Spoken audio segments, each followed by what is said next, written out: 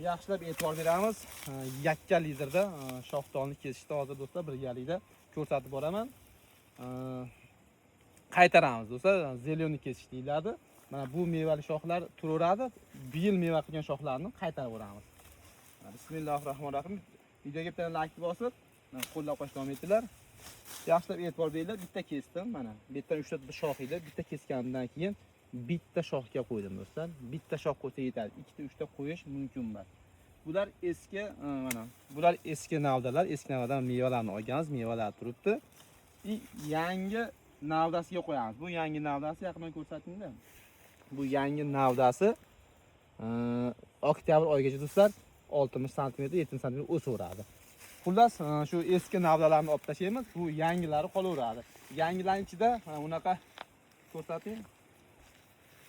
Bunaqa mana 3 ta 4 ta shoxlab ketgan bo'lsa, bular olib tashlaymiz, bittaga qo'yamiz, bitta uzunga qo'yamiz, sifatliga.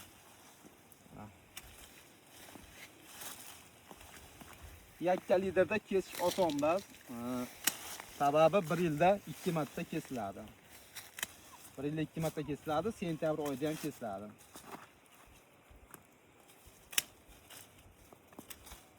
Xo'sh, bitta mana bundan meva shoxi bor edi. Qaytaramiz, bitta shoxga qo'yamiz. Mana bundan meva shox bor edi, bitta qaytaramiz. Yangi shoxlarni kesilmaydi. Yangi shoxlarni mart oyida ham kesayotganda kelib qo'yamiz.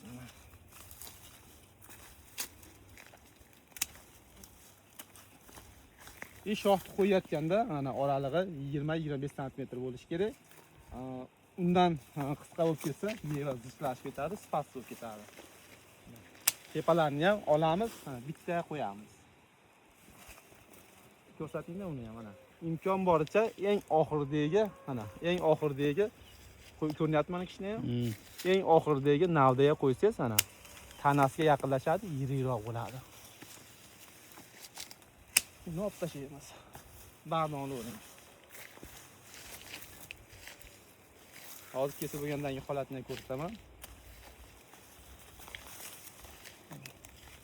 Eski navdalar abzatini olib tashlanadi. Mana bunga yangiga qo'yiladi. Bu yangilarga tek qo'yiladi. Do'stlar, buni o'sha mart oyida kesayotganda olib tashlaymiz.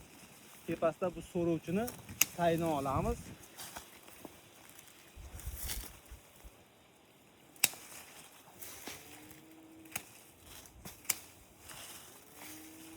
Endi unisini tevadagi shoxini martga borganda vaziyatga qarab bittasini tanlab chiroyli sifatini olamiz. Xo'p, qatoq aylanamiz. Bularni juda chiroyli. Bu yerda maylasini olib tashlaymiz.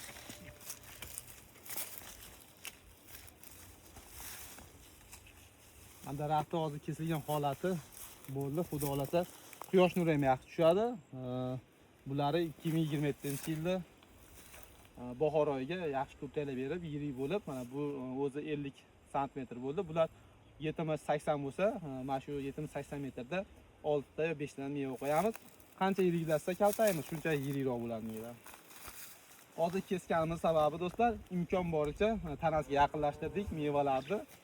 Tanasida bilasiz, yaqinlashgandan keyin meva yirikroq bo'ladi, rangdorroq.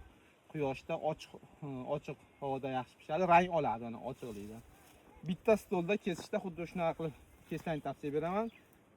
Videomiz yoqqan bo'lsa, bitta like bosib qo'yamiz. Sog' bo'linglar. Salomat bo'lsa, bundan keyin 4 litrli kesakamizni ham qo'yib boramiz.